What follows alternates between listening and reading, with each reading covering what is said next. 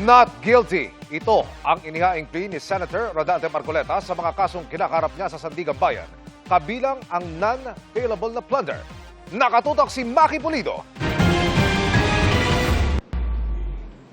Nang iatras ni Senator Rodante Marcoleta ang kanyang motion to quash information o mosyong nagpapabasura sa kaso, natuloy ang arraignment o pagbasa ng sakdal laban sa kanya para sa kasong plunder sa Sandigan Bayan 3rd Division.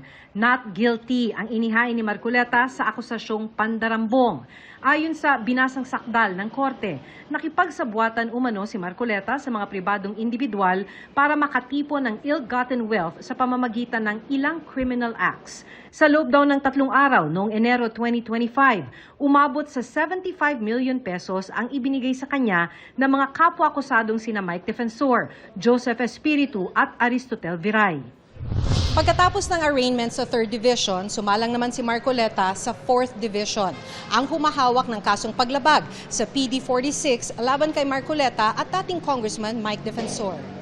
Para sa arraignment na ito, ibinalik si Marcoleta sa Sandigan Bayan pasado 1:00 ng hapon kasama si Defensor. Martin Romualdez, sunod na nila. Not guilty ang inihain nilang dalawa sa reklamong paglabag sa Presidential Decree 46, batas na nagbabawal sa mga public official na tumanggap ng regalo. Nauna nang nabasahan ng sakdal sa kasong plunder ang iba pa nilang kapwa-akusado. Si Espiritu not guilty rin ang inihain sa kasong paglabag sa PD 46. Maki Pulido, nakatutok, 24 oras.